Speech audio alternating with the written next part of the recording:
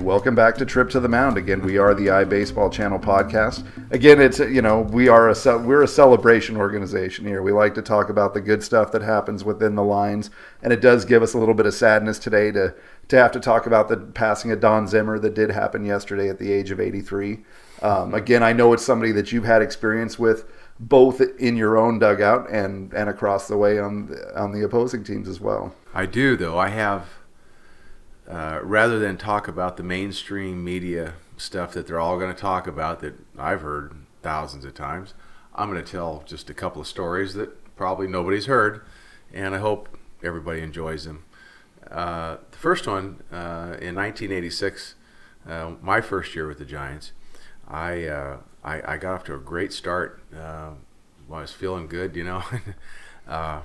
After the AllStar break, I got into a little bit of the Matt, not quite as bad. Matt Cain has experienced this quite a bit in his first 3 or 4 years with the Giants, but I didn't get any run support, and I ended up like 10-13 after getting off to about an 8-0 start, 9-3, 9-4 at the All-Star break. But I pitched well. I led both leagues, the American League, National League, for starters in 1-run losses that season. I pitched over 200 innings and blah, blah, blah.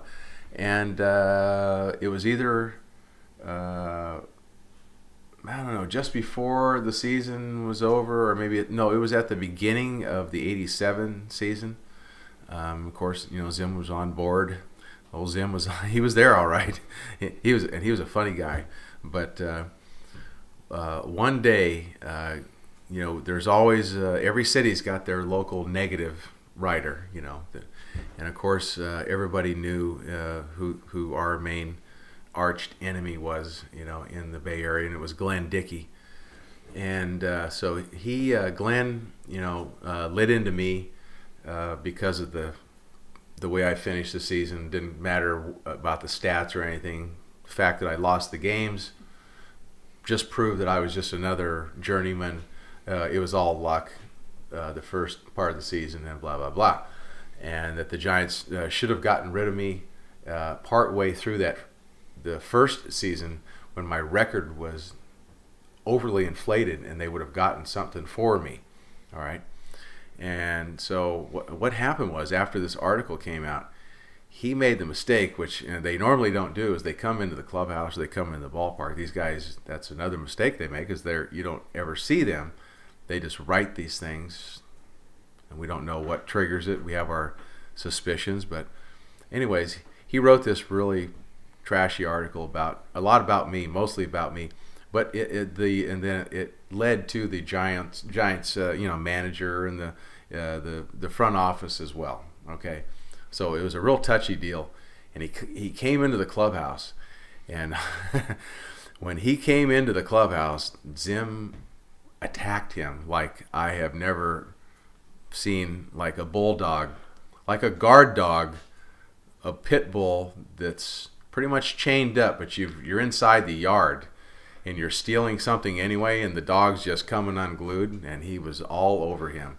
And I'll never forget that. But and in a way, I felt good. He was, kind of protecting me a little bit, sticking up for me, and it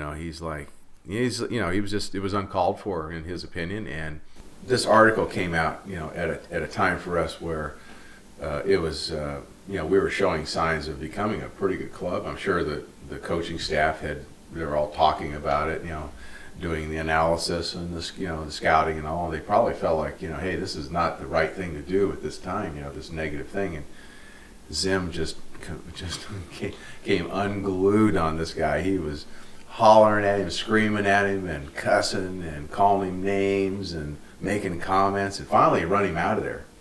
He went into Roger's office, but he didn't last long, and then he left. A real funny story about Zim. A lot of guys will know this, especially guys that sat on the bench with him any length of time. You figured this out. You knew this. He liked to eat.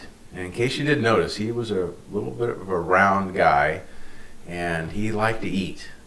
And one day we talked about his the plate in his head and all that stuff. And he'd be sitting over there on a hot, tired day, sweating and rubbing his head. He's just kind of a little tired, you know. But if you went and provoked him and said, "What's the matter, Zim? Or you have a headache?" you would lead him into his what led to the begging and submission of you going in and making him a sandwich and bringing it back to the bench for him. So he would, you know, we're sitting there, you know, the first time, and I knew it was coming.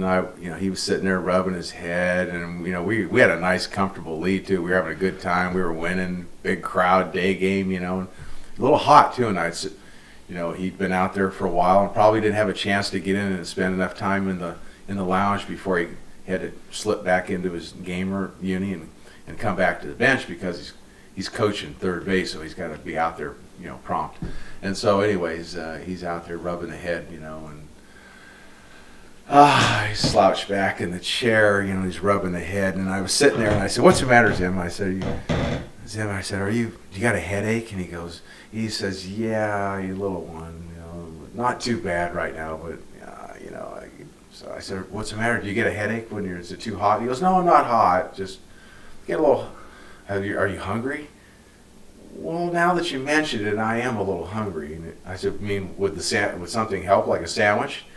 "Oh yes, it would, definitely." And so, you know, off you go, and I go making a nice deli sandwich on a paper plate, and it was inside the right on the stairs, you know, going down. There's a little thing there, and just put it there for him. And so after that final out was made, he'd beeline it right in there and gobble that sandwich down.